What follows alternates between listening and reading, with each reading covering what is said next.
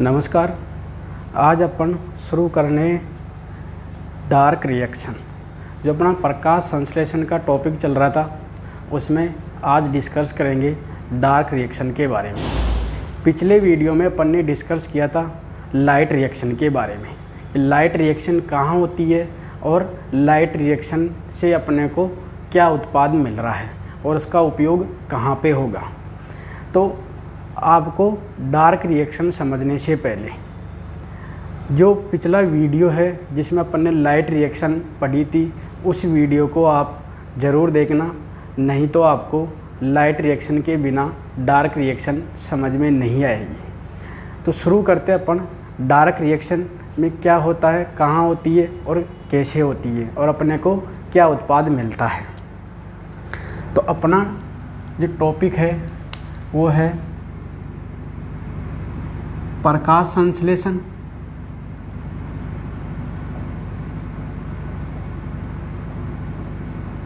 प्रकाश संश्लेषण में दो क्रियाएं चल रही थी, एक तो थी लाइट रिएक्शन और दूसरी अपने डार्क रिएक्शन। थोड़ी सी जानकारी लाइट रिएक्शन की देता हूँ, जिससे अपने को आसानी हो जाए कि डार्क रिएक्शन में क्या होना है। लाइट रिएक्शन कहाँ हो रही थी? हरित लवक था अपने, हरित लवक में क्या था? ये एक थाइलेकोइड है। थाइलेकोइड में क्या थे? फोटो सिस्टम थे। इन फोटो सिस्टम में यहाँ ल्यूमेन है, ये ल्यूमेन में क्या हो रहा है? H2O का विघटन हो रहा है, किसमें? H और इलेक्ट्रॉन में, और जो ऑक्सीजन है वो क्या हो रही है? रिमूव हो रही है। ये H क्या करता था? ऐसी संरचना अपन ने पढ़ी थी। इस संरचना के द्वारा क्या हो रहे?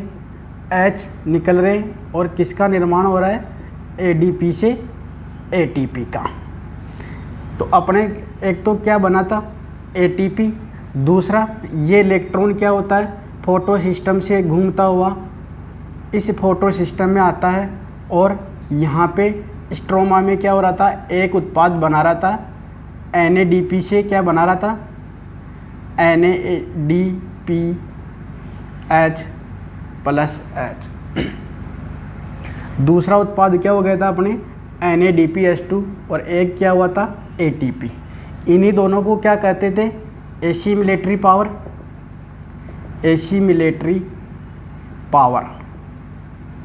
इस एसिमिलेटरी पावर का ही उपयोग कहाँ करेंगे अपन? इस डार्क रिएक्शन में करेंगे। और इसके द्वारा क्या करेंगे? CO2 का रिडक्शन किस में करेंगे? C6H12O6 में, जो क्या है? 6 कार्बन का कंपाउंड है। मीन्स अपने लाइट रिएक्शन यानी जो कहाँ होती है? गरेना में या थाइलेकोइड में, जो किसकी उपस्थिति में होती है? लाइट की उपस्थिति में होती है, जिसके द्वारा अपन ने किसका निर्माण किया? ATP का और NADPH2 का निर्माण, जिन्हें को क्या करते हैं? एसिमिलेटरी पावर या स्वांगीकरण शक्ति के नाम से जानते हैं। तो इसी स्वांगीकरण शक्ति का उपयोग कहाँ करेंगे अपन? डार्क रिएक्शन में करेंगे। और क्या बनाएंगे? CO2 का रिडक्शन किस में हो जाएगा? ग्लूकोज में। अर्थात अपने को प्रोडक्ट क्या मिलेगा? ग्लूकोज का निर्माण होगा। अब इसमें जो लाइट रिएक्शन है और डार्क रिएक्शन है, इसको तो हिंदी में बोलते हैं प्रकाशीय अभिक्रिया और ये अप्रकाशीय अभिक्रिया। इसका मतलब ये है कि ये अंधेरे में होती है। इसका अर्थ ये नहीं कि अंधेरे में होती है। मीन्स जब प्रकाश की उपस्थिति होती है तब तो क्या चलती है? लाइट रिएक्शन चलती है और उसके द्वारा अपने ATP और NADPH2 का निर्माण होता है, संश्लेषण होता है। इन्हीं का उपयोग होता है दूसरी अभिक्रिया में। तो इनका क्लियर डिफरेंस करने के लिए इनको क्या नाम दे दिया? एक को लाइट रिएक्शन और एक दूसरे को क्या कर दिया? इसके अपोजिट डार्क रिएक्शन। ऐसा नहीं कि ये अंधेरे में होती है। यदि अंधेरा होगा, डार्क होगा, तो अपने लाइट रिएक्शन नहीं चलेगी। लाइट रिएक्शन नहीं होगी तो ATP और NADPH2 का निर्माण नहीं होगा। यदि इनका निर्माण नहीं होगा तो यह अभिक्रिया भी नहीं चलेगी। इस कारण इसके लिए भी क्या जरूरी है, लाइट उपस्थित होना आवश्यक है। कैसे कि जब लाइट उपस्थित होगी तभी क्या होगा, लाइट रिएक्शन कंप्लीट होगी और स्वांगीकरण शक्ति का निर्माण होगा, जिसका उपयोग अपन किस में करेंगे, CO2 का अपचयन करने में, मीन्स ग्लूकोज के निर्माण करने में अपन इसका उपयोग करेंगे। ये तो थी अपने लाइट रिएक्शन की बात, जिसकी अपन ने डिटेल से चर्चा की थी अपने पिछले वीडियो में। यदि किसी ने लाइट रिएक्शन के बारे में अध्ययन नहीं किया है तो आप डिस्क्रिप्शन बॉक्स में जाके और वहाँ से लिंक मिला हुआ होगा आपको, उस लिंक पे क्लिक करके और आप लाइट रिएक्शन के बारे में पढ़ सकते हैं। उसी के बाद में अपने ये समझ में आएगी कि डार्क रिएक्शन हो क्या रही है। अपन शुरू कर रहे हैं डार्क रिएक्शन।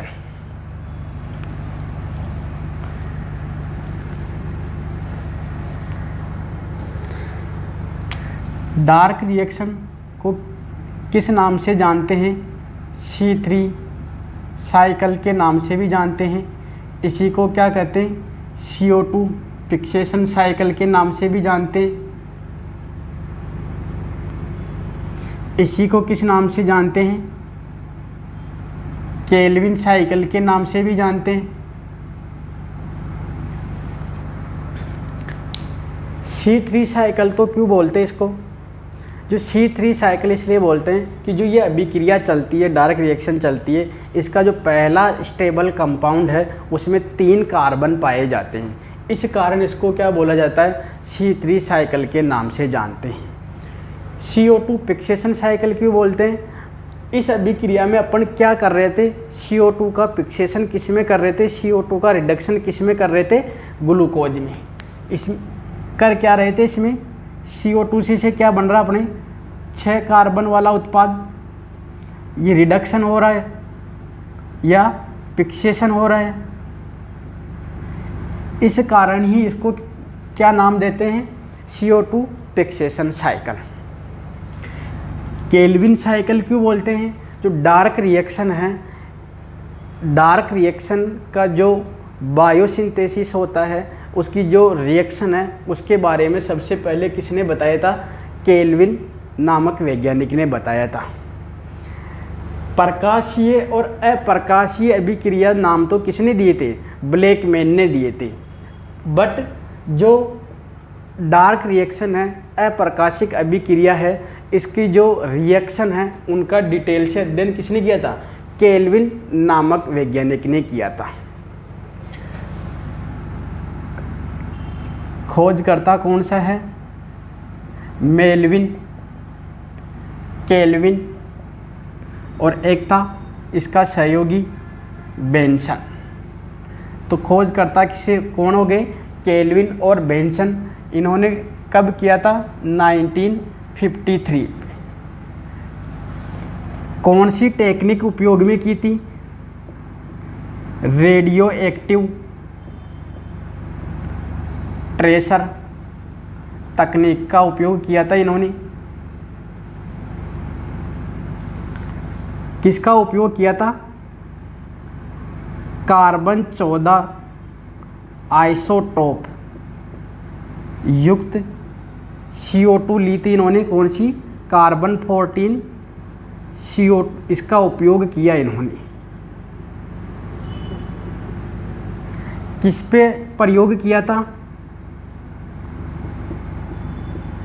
क्लोरेला एककोशिक शैवाल पे प्रयोग किया इन्होंने। और डार्क रिएक्शन का डिटेल से अध्ययन करके और इन्होंने इसकी जो इसकी प्रोसेस है उसका बारे में बताया। रेडियो एक्टिव जो ट्रेसर तकनीक होती है, इस टेक्निक में क्या होती है, जैसे अपन आइसोटोप काम में ले रहे, कार्बन 14 काम में ले रहे हैं, तो यानी कि जहाँ जहाँ पे ये कार्बन पहुँचेगा वहाँ पे क्या होता है, इसको ट्रेस किया जा सकता है, जिसके द्वारा इस आसानी हो जाती है कि ये कार्बन कहाँ कहाँ पे जा रहा है, किससे जुड़ रहा है और कौन सा उत्पाद बना रहा है। तो ये मुख्य बातें ध्यान में रखना। एक तो डार्क रिएक्शन है, उसके कौन कौन से नाम हैं, इसी को C3 साइकिल भी कहते हैं, CO2 फिक्सेशन साइकिल भी कहते हैं, केल्विन साइकिल भी कहते हैं। खोज किसने की थी, केल्विन और बेंसन ने कब की थी? 1953 में। कौन सी टेक्निक का उपयोग किया था? रेडियो एक्टिव ट्रेसर तकनीक का उपयोग किया था। क्या उपयोग में लिया था इन्होंने? कार्बन का आइसोटोप है वो वाली CO2 उपयोग में ली थी। किस पे प्रयोग किया था? क्लोरेला जो एल्गी है उसके ऊपर प्रयोग करके, और इन्होंने इस पूरे पथ की जो संरचना है, जो इसकी स्टेप है, उसके बारे में डिटेल से बताया था। आगे अपन बात करेंगे कि C3 साइकिल क्यों बोल रहे हैं, CO2 फिक्सेशन क्या हो रहा है। तो C3 साइकिल को समझने के लिए या केल्विन चक्र को समझने के लिए सबसे पहले अपने को एक्टिव होना है, उसी के बाद में ये समझ में आएगी कि हो क्या रहा है। शुरू करते अपन डार्क रिएक्शन। डार्क रिएक्शन या C3 चक्कर या केल्विन चक्कर कहाँ पे होता है?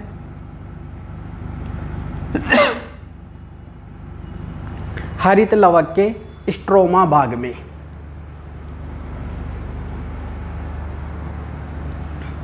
डार्क रिएक्शन कहाँ हो रही है? हरित लवक के स्ट्रोमा भाग में। जबकि लाइट रिएक्शन कहाँ हो रही थी? हरित लवक के गरेना या थाइलेकोइड भाग में। सबसे पहले अपन स्टार्ट करते हैं RUMP। इसका पूरा नाम है राइबुलोज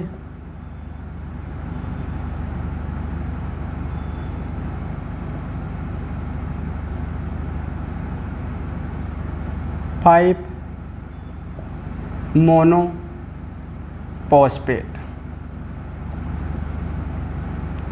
कितने कार्बन का कंपाउंड है? तो 5 कार्बन का। इसका क्या होता है? फास्फोरिलीकरण होता है।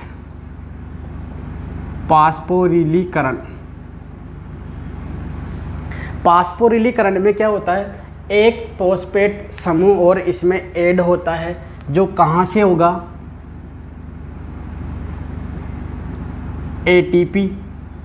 ATP किस में कन्वर्ट हो जाता है? ADP में। और इसने इसको क्या दे दिया? एक इनऑर्गेनिक फॉस्फेट का समूह दे दिया। मोनोफॉस्फेट यानी कि एक ही फॉस्फेट समूह है। तो इस RUMP का राइबुलोज 5 मोनोफॉस्फेट का फॉस्फोरिलीकरण होके और ये क्या बना लेता है? RUBP का निर्माण कर लेता है। राइबुलोज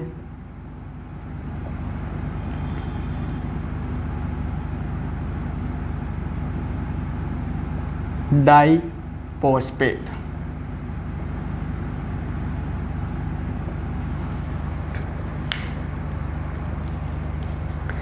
इस राइबुलोज 5 जो RUBP है, यही क्या होता है? अपने जो CO2 होता है उसको ग्रहण करता सबसे पहले।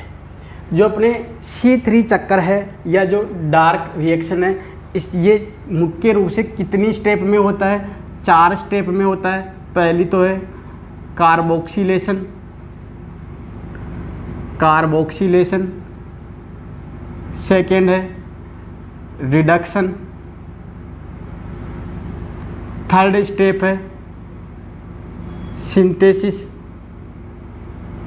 सिंथेसिस किसका होगा?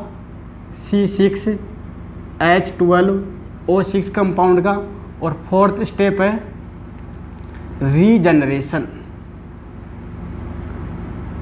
रीजनरेशन किसका होगा? RUMP का। ये 4 स्टेप में अपने को C3 साइकिल या डार्क रिएक्शन पढ़नी है। सबसे पहली स्टेप कहाँ से स्टार्ट हो रही है? अपने जो RUBP है, इसी को क्या बोल रहे हैं अपन? Primary acceptor. Primary CO2 acceptor, सबसे पहले CO2 को कौन ग्रहण करेगा? RUBP।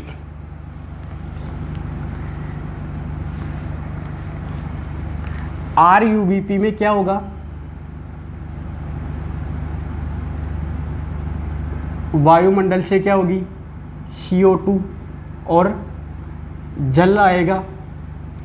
यहाँ पे ध्यान में रखना कि जो अपने एक ग्लूकोज का निर्माण होता है, एक अणु ग्लूकोज के निर्माण के लिए कितने CO2 अणु चाहिए? तो वो चाहिए 6 अणु CO2 के चाहिए।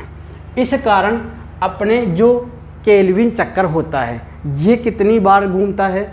6 चक्रों में पूरा होता है। यानी जब ये 6 चक्कर लगाएगा, 6 चक्कर लगाने के बाद में क्या होगा? अपने ग्लूकोज का अणु मिलेगा। तो यहाँ क्या ध्यान में रखना अपने को? 6 इसके लेने, 6 अणु इसके लेने हैं, 6 इसके लेने हैं और 6 इसके लेने हैं। यहाँ पे क्या बनेगा अपने? सबसे पहले तो क्या होता है? RUBP में क्या हुआ?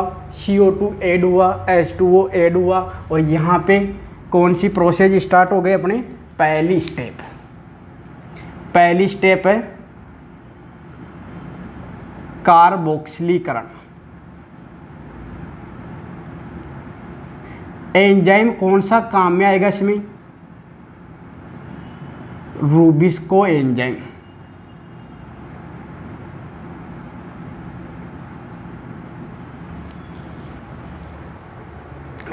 एंजाइम कौन सा काम आएगा? Rubisco enzyme. रूबिस्को एंजाइम का पूरा नाम ध्यान में रखना, राइबोलोज बिसफॉस्फेट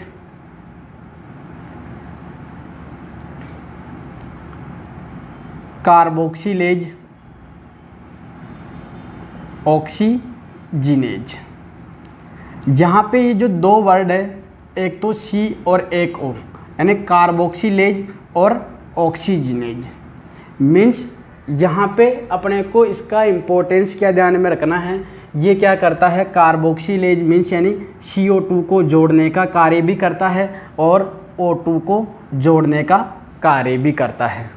जब अपन एक और चक्कर चलता है जिसको बोलते हैं प्रकाश अवसन के नाम से, तो वहाँ पे इस रूबिस्को एंजाइम का वापस जिक्र होगा, वहाँ पे अपने को ध्यान में रखना है। अभी क्या कर रहा है ये? जब CO2 की कंसंट्रेशन ज़्यादा होती है तब तो ये किसको जोड़ता है? RUBP के साथ में CO2 को जोड़ देता है और अपने कौन सी प्रोसेस चलती है? C3 चक्कर या अपने जो केल्विन चक्कर है वो कंप्लीट होता है। लेकिन जब CO2 की कमी हो जाती है और ऑक्सीजन की मात्रा इंक्रीज हो जाती है, तब ये किसको फेवर करता है? यानी किसको जोड़ता है? RUBP के साथ में ऑक्सीजन को जोड़ता है, जिसके कारण क्या होता है? एक अलग सा चक्कर चलता है जो कि क्या हानिकारक चक्कर है और उसको किस नाम से जानते हैं अपन? प्रकाश अवसन के नाम से या C2 चक्कर के नाम से, जिसका अपन अध्ययन नेक्स्ट वीडियो में, अगले वीडियो बना के और उसमें करेंगे। तो यहाँ क्या ध्यान में रखना अपने को? RUBP है, उसमें क्या जुड़ा? CO2 किसने जोड़ा? रूबिस्को एंजाइम ने। और यहाँ पे क्या बना लेता है? एक 6 कार्बन का अनस्टेबल प्रोडक्ट बनता है जिसका नाम क्या है? 2 कार्बोक्सी 3 कीटो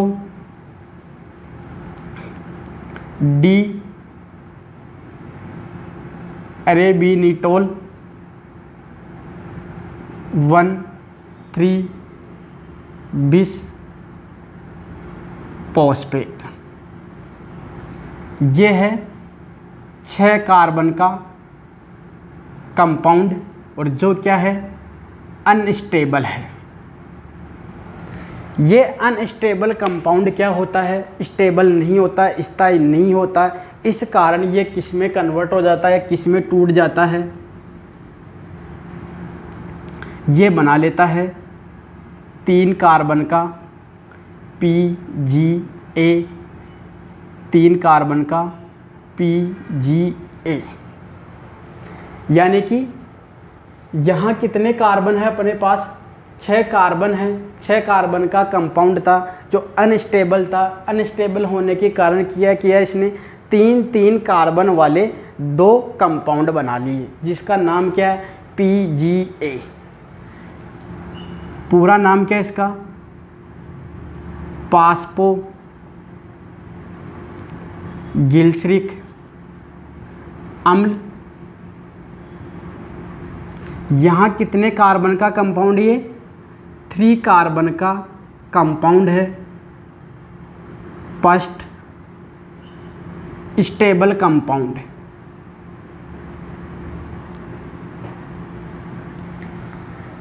केल्विन चक्कर का प्रथम स्थायी उत्पाद कौन सा प्राप्त हुआ अपने को, PGA पास्पो गिल्सरिक एसिड, पास्पो गिल्सरेट भी बोल सकते हैं इसी को। ये क्या है, एक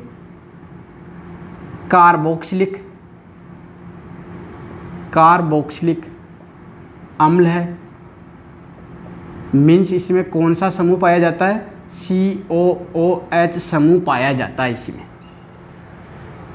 C3 चक्कर क्यों बोल रहे थे इसको, अपना प्रथम स्थायी उत्पाद कौन सा बना, PGA पास्पो गिल्सरिक अम्ल बना। पास्पो गिल्सरिक अम्ल कितने कार्बन का कंपाउंड है, 3 कार्बन का, इसलिए इसको क्या नाम देते हैं, C3 चक्कर, इसलिए ही कहते हैं इसको।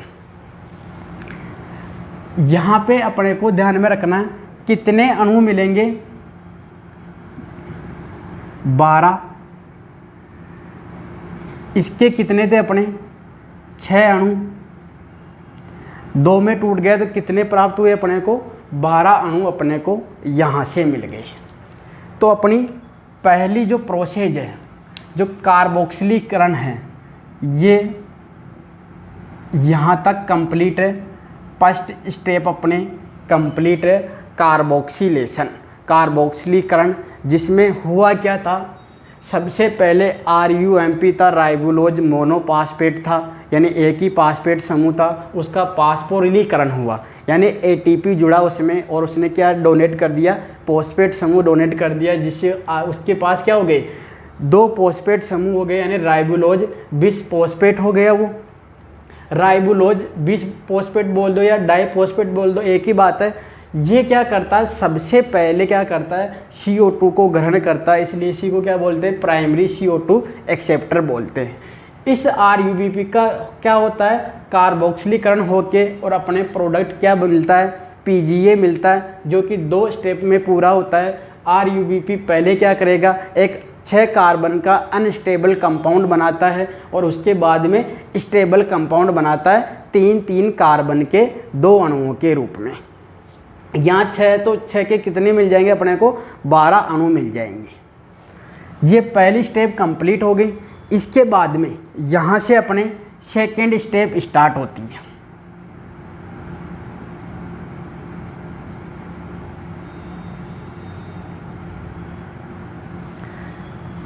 PGA, इसमें क्या होता है, ATP का उपयोग होता है,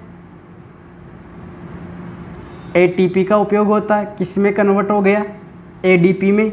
इसने क्या डोनेट कर दिया, इनऑर्गेनिक फॉस्फेट समूह, तो ये किस में कन्वर्ट हो गया, 1,3-डाई PGA में।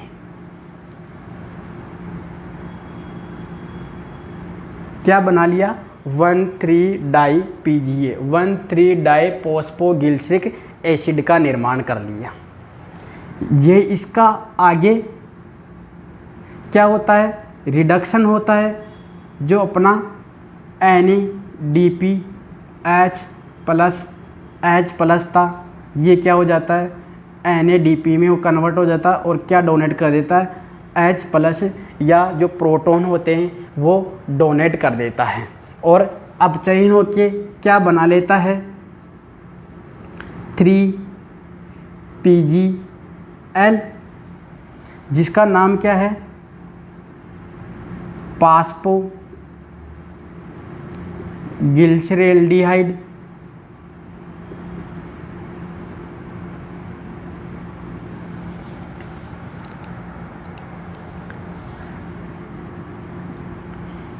कितने कार्बन का है, 3 कार्बन कंपाउंड है, कितने अणु बने, 12 अणु बने।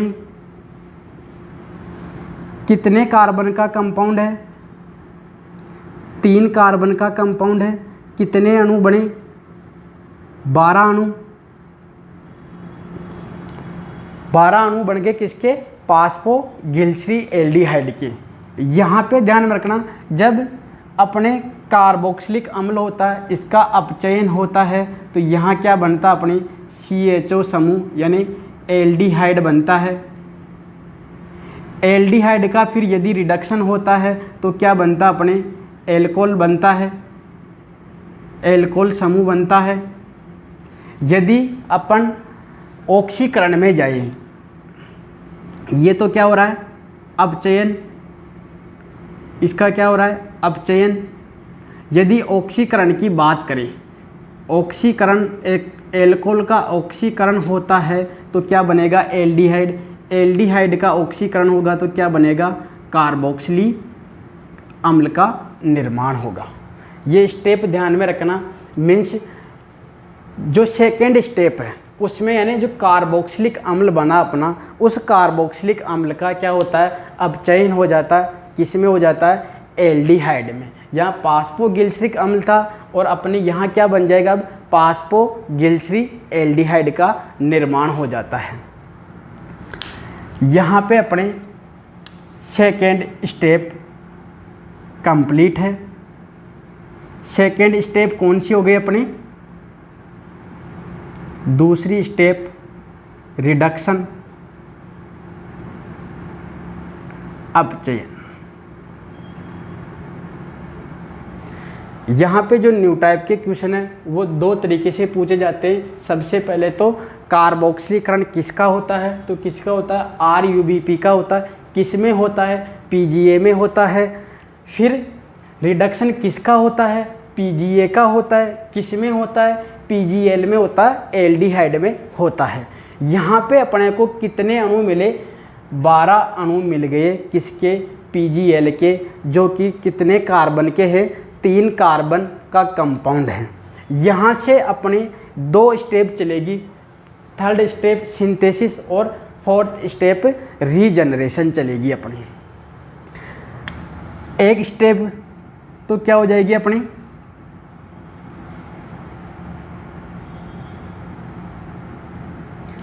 बात करते हैं अपन पहले थर्ड स्टेप।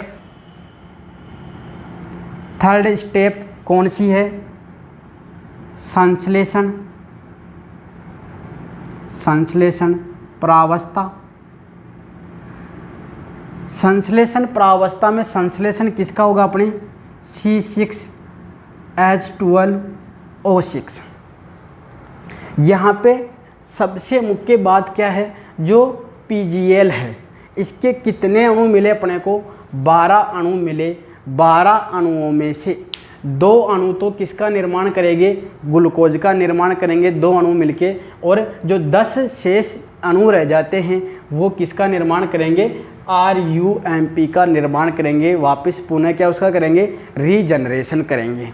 पहले अपन थर्ड स्टेप को पूरा करते हैं कि थर्ड स्टेप में क्या हो रहा है, कैसे अपने ग्लूकोज का निर्माण हो रहा है। यहाँ पे मैं लिखता हूँ 3PGL के 2 अणु कितने कंपाउंड का कितने कार्बन का कंपाउंड है? 3 कार्बन का। इनमें से एक अणु PGL, एक अणु PGL। एक अणु तो किसका निर्माण कर लेता है? DHAP का। एक अणु का निर्माण कर लिया।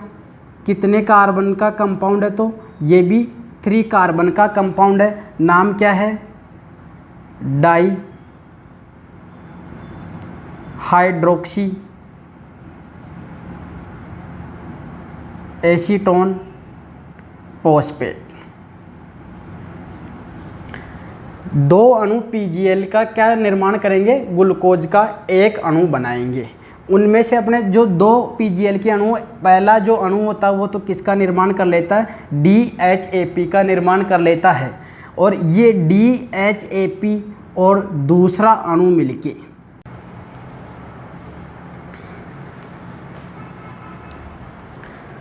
यहाँ पे क्या बना अपने DHAP का एक अणु बन गया, और यहाँ से जो दूसरा अपने PGL का अणु जो अभी उपयोग में नहीं आया, ये दोनों मिलके और किसका निर्माण करेंगे, एक 6 कार्बन कंपाउंड का निर्माण करेंगे जिसका नाम क्या है, फ्रुक्टोज 1,6 डाइफॉस्फेट। ये कितने कार्बन का कंपाउंड है, 6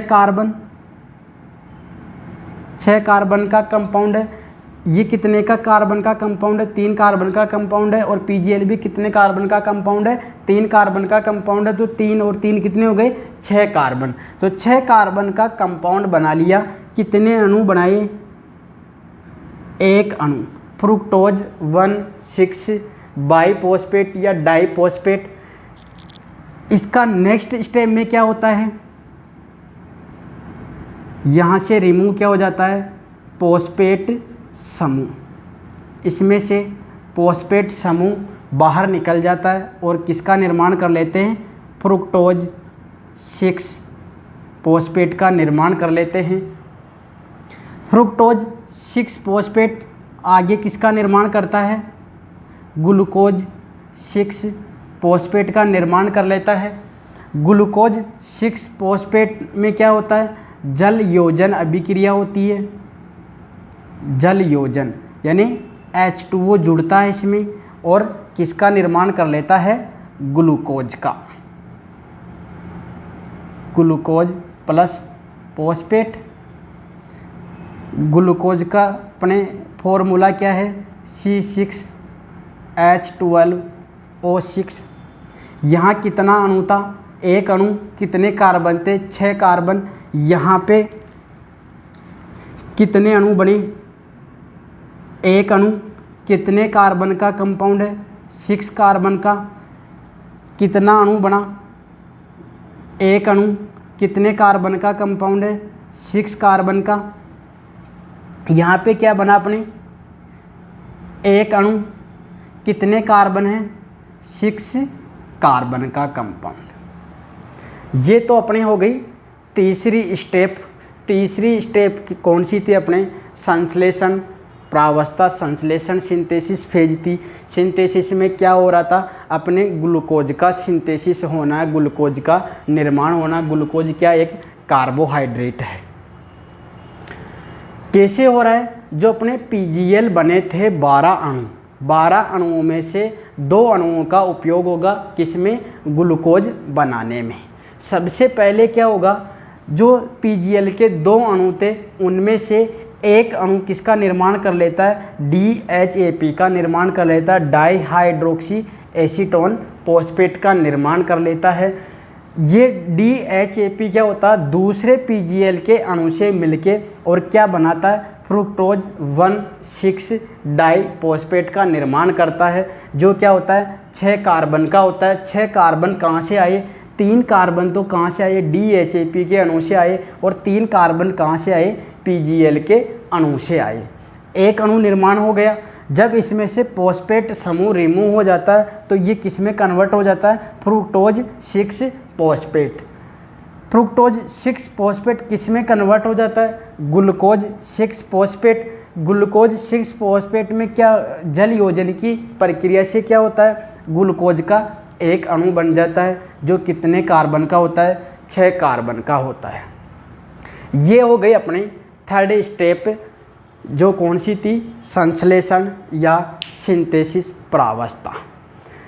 अब अपने पास 12 मॉलिक्यूल में से 2 मॉलिक्यूल अणु तो उपयोग में आ गए। इसके बाद में शेष जो 10 PGL के अणु हैं, ये किसका रीजनरेशन करेंगे, राइबोलोज मोनोफॉस्फेट का। यहाँ पे अपने कौन सी क्रिया चलेगी, 4th स्टेप चलेगी अपने। 4th स्टेप कौन सी है,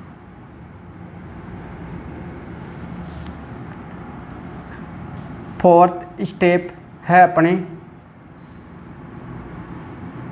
रीजनरेशन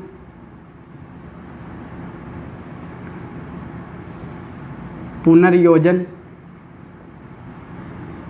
किसका होगा? पुनर्योजन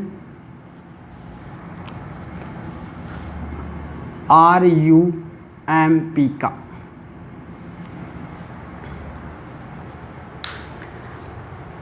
क्या उपयोग में आएंगे इसमें? किसके द्वारा हो रहा? तो 10 PGL अणुओं के द्वारा। 12 अणु बने थे, यानी जब अपने 6 बार चक्कर चलता है तब क्या होता है? 12 अणुओं का निर्माण होता है। 12 में से 2 ने तो किसका निर्माण कर लिया? ग्लूकोज का निर्माण कर लिया। अब साइकिल को कंप्लीट रखने के लिए या इस साइकिल को कंटिन्यूस रखने के लिए क्या करना पड़ता है? वापस अपने को क्या चाहिए? राइबोलोज मोनोफॉस्फेट चाहिए, जिसका निर्माण कौन करेंगे? ये 10 PGL के अणु करेंगे, जिसको अपन क्या नाम देते हैं? पुनर्योजन अवस्था या प्रावस्था, रीजनरेशन फेज के नाम से जानते हैं। यहाँ पे सबसे कॉम्प्लिकेटेड चीज़ है, इसलिए आप इसको ध्यान से समझना, ध्यान से देखना कि यहाँ कौन कौन सी स्टेप पूरी हो रही है। सबसे पहले जो 10 अणु हैं, 10 अणुओं में से 4 अणु किसके? PGL के। PGL कौन सा कंपाउंड था? 3 कार्बन का, तो इसको अपन 3 PGL लिख सकते हैं। ये जो 4 अणु PGL के हैं, ये किसका निर्माण करते हैं? 4 अणु बनाता है ये किसके? DHAP। DHP क्या था? Dihydroxy acetone phosphate. Dihydroxy acetone phosphate है। कितने कार्बन का कंपाउंड है?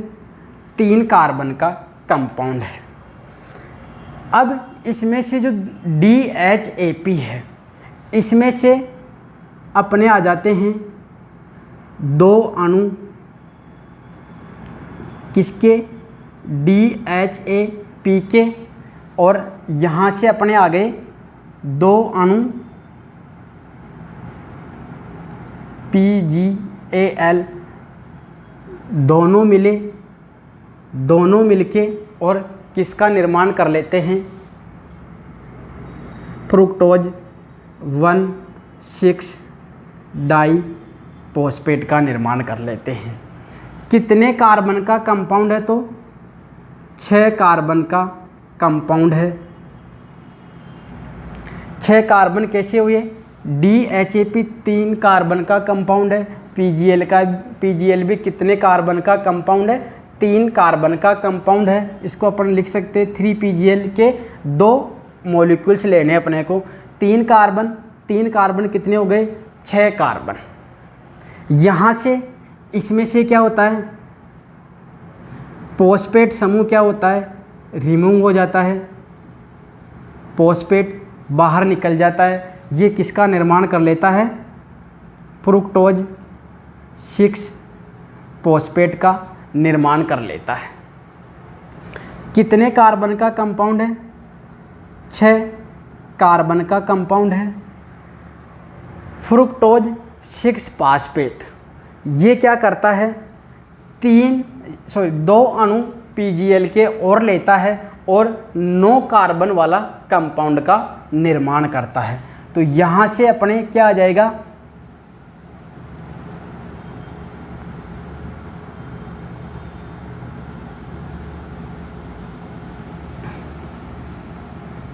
दो अणु PGL के, और यहाँ कितने कार्बन का था? 6 कार्बन, और इसमें कितने? 3 कार्बन। कितने बनेंगे? 9 कार्बन के कंपाउंड बनेंगे। तो 9 कार्बन का कंपाउंड नहीं बनेगा और इसमें दो अलग अलग कंपाउंड बनेंगे। एक बनेगा 5 कार्बन का और एक बनेगा अपने 4 कार्बन का। 2 कंपाउंड बनेंगे, एक 5 कार्बन का होगा और एक 4 कार्बन का होगा।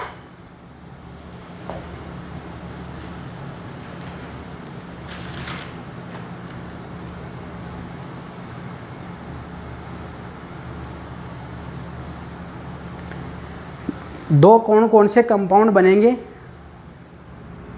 ये तो हो गया 6 कार्बन का, और ये हो गया 3 कार्बन का कंपाउंड हो गया।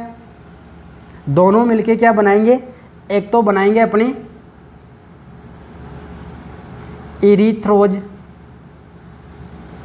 4 फॉस्फेट। इसके कितने, दूसरा बनेगा जाइलूलोज 5 फॉस्फेट। कितने बनेंगे, 2 अणु। इसके भी कितने बनेंगे, 2 अणु। कितने कार्बन है, 4 कार्बन का कंपाउंड है। ये कितने का है, 5 कार्बन का कंपाउंड है। कितने कार्बन हो गए, 5 और 4 कितने हो गए, 9। ये कितने का था, 6 कार्बन का। ये कितने का था, 3 कार्बन का। 6 और 3 कितने हो गए, 9 हो गए। कितने अणु बने, 2 अणु तो इरीथ्रोज के बने और 2 ही अणु किसके बने, जाइलूलोज के बने। यहाँ से इसके बाद में जो इरीथ्रोज होता है, ये इरीथ्रोज क्या करेगा, DHAP के 2 अणु बाकी थे। 2 अणु तो किस में आ गए थे, फ्रुक्टोज 1,6 डाइफॉस्फेट बनाने में उपयोग में आ गए और अपने पास अब क्या बच गए थे, 2 अणु अभी और शेष है। तो ये क्या करता है, जो इरीथ्रोज होता है ये DHEP के 2 अणु उपयोग में लेता है। DHAP के 2 अणु और 2 अणु किसके, इरीथ्रोज फॉस्फेट के, 4 फॉस्फेट है उसके, और किसका निर्माण कर लेता है। यहाँ कितने कार्बन है, 4, और इसमें कितने कार्बन का कंपाउंड है, DHAP 3 कार्बन का। तो कितने हो गए, 4 और 3 कितने हो गए, 7। तो यानी कि 7 कार्बन का कोई कंपाउंड बनेगा जिसका नाम क्या है, स्यूडो हेप्टुलोज 1,6 बाइफॉस्फेट।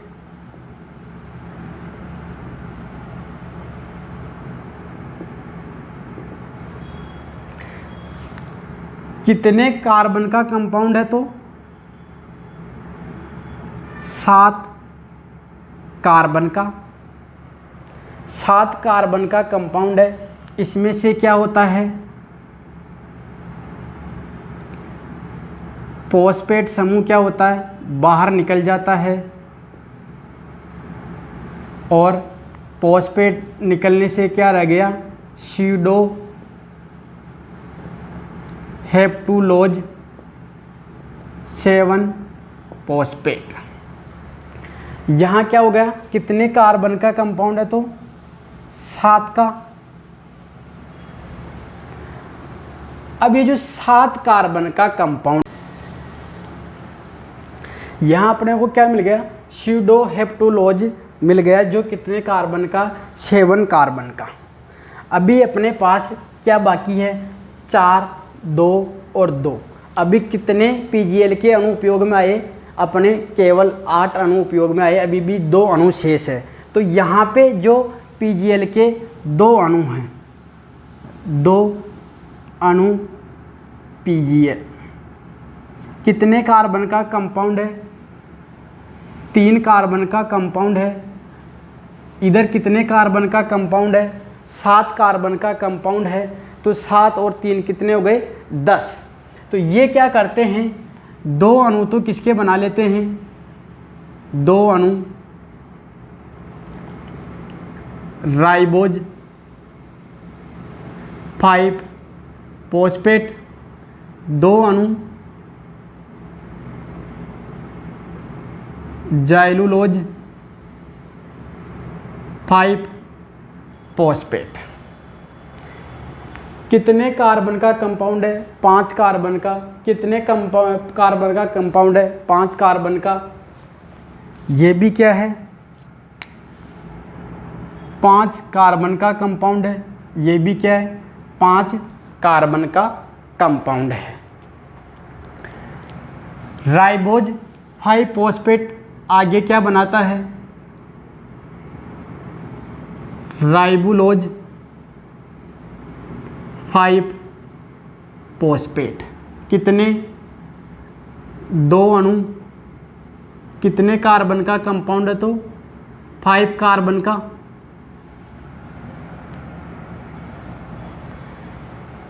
इसके बाद में अभी क्या बच गया अपने? 2 अणु जाइलोलोज 5 फॉस्फेट के हैं, और यहाँ से एरिथ्रोज तो काम में आ गया था। क्या बच गए थे? 2 अणु जाइलोलोज 5 फॉस्फेट के यहाँ से बाकी है। तो ये 2 अणु क्या होते हैं? यहाँ से इन 2 अणुओं के साथ में मिलके और ये किसका निर्माण कर लेते हैं? 4 अणु किसके बना लेते हैं? यहाँ पे कितने हो गए?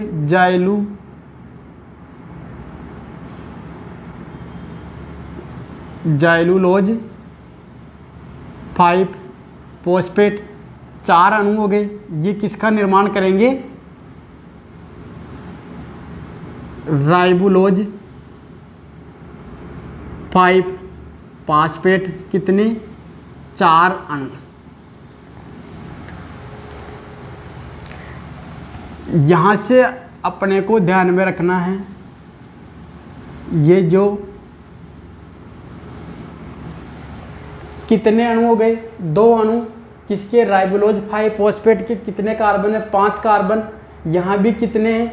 4 अणु यहाँ बने किसके? राइबोलोज 5 फॉस्फेट के। कितने कार्बन है? इसमें भी है 5 कार्बन।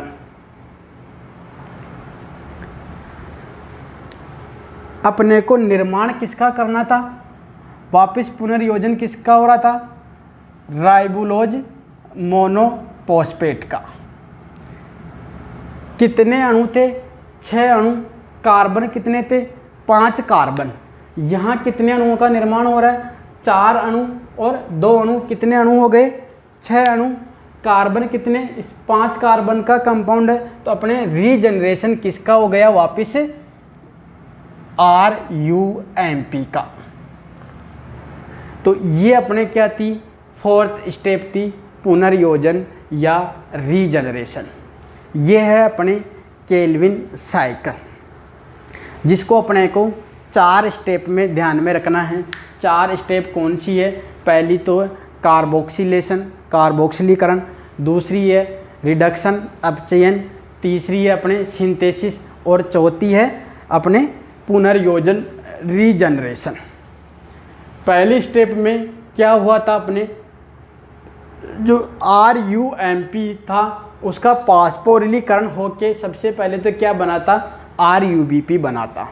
इस RUBP को ही क्या बोलते हैं अपन? प्राइमरी CO2 एक्सेप्टर बोलते हैं।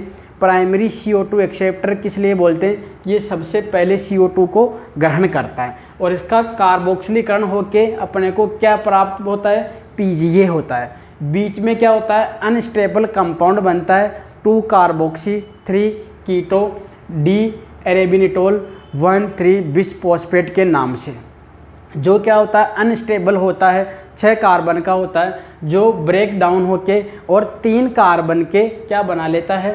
PGA के अणु बना लेता है, फास्फोग्लिसरिक अम्ल के अणु बना लेता है। जिसका क्या होता है? 2 स्टेप में क्या होता है? रिडक्शन होता है, और क्या बन जाता है? अपने फास्फोग्लिसरी एल्डिहाइड बन जाता है। 12 अणु मिलते हैं अपने को। इनमें से 2 अणुओं का किस में उपयोग होगा? ग्लूकोज बनाने में, और 10 अणु PGL के किस में उपयोग में आते हैं? अपने वापस RUMP का रीजनरेशन करने में। तो ये है अपने पूरा केल्विन साइकिल। इसमें मुख्य चीज़ें क्या ध्यान में रखनी है? एक तो अपने को क्या ध्यान में रखना है? एक ग्लूकोज,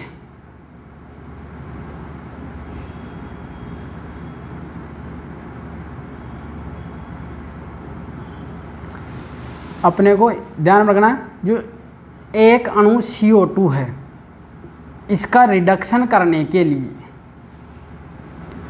क्या क्या खर्च हो रहा है अपने? एक तो हो रहा है 3 ATP और एक NADP H+H+। एक ATP यहाँ 2 ATP यहाँ उपयोग में आ रहे हैं। क्यों? क्योंकि 2 मॉलिक्यूल है तो अपने क्या हो जाएंगे, 2 ATP यहाँ उपयोग में आ रहे हैं और एक ATP कहाँ आ रहा है, यहाँ पे अपने काम में आ रहा है।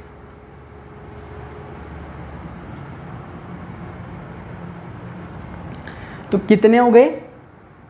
एक यदि CO2 की बात करें तो 3 तो ATP और एक NADPH2। तो यहाँ अपने रिएक्शन क्या चल रही है, 6 CO2 चाहिए अपने को, तो यहाँ कितने हो जाएंगे, 6 3 18 ATP और यहाँ कितने हो जाएंगे, 12 NADPH2।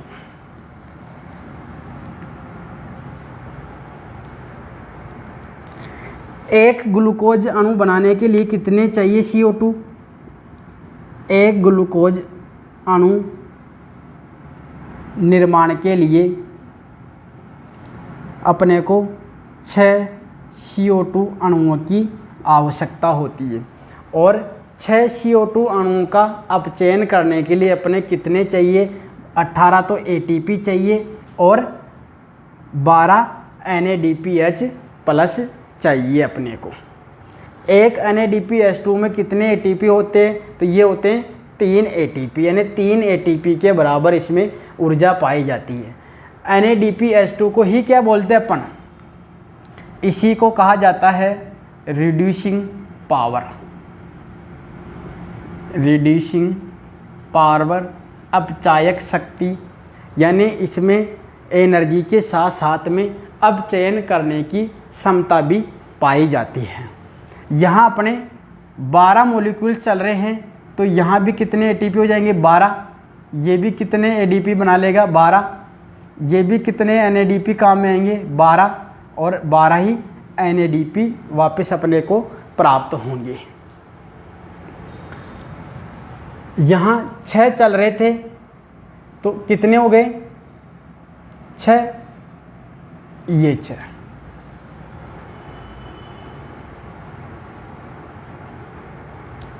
तो टोटल ATP तो कितने उपयोग में आए, 12 और 6 कितने हुए, 18 ATP उपयोग में आ गए और NADPH2 कितने आए, 12। तो ये हो गए अपने 12 NADPH2।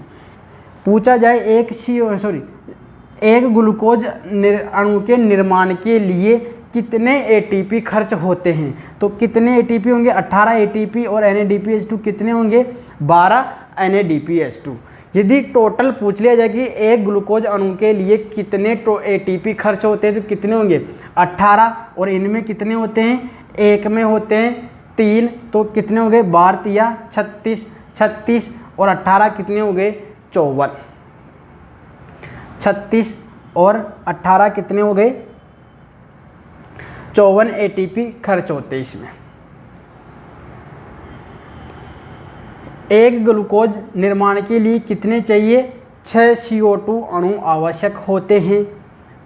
यदि केवल पूछा जाए एक CO2 अणु के लिए कितने चाहिए तो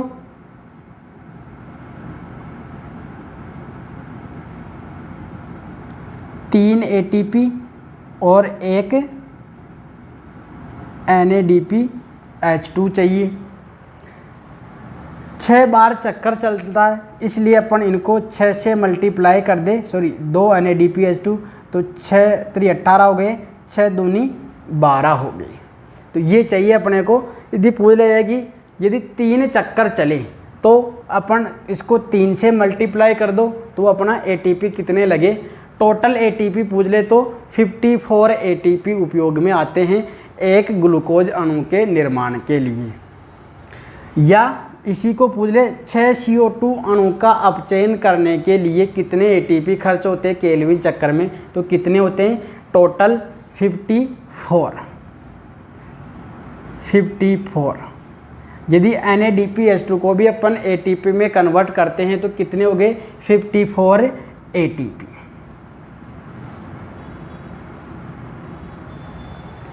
यहाँ सबसे इम्पोर्टेंट एंजाइम कौन सा आया था अपने, रूबिस्को एंजाइम, जिसका अपन वापस जब प्रकाश संश्लेषण का जिक्र करेंगे तब वापस इस रूबिस्को एंजाइम के बारे में अपने को चर्चा करनी है।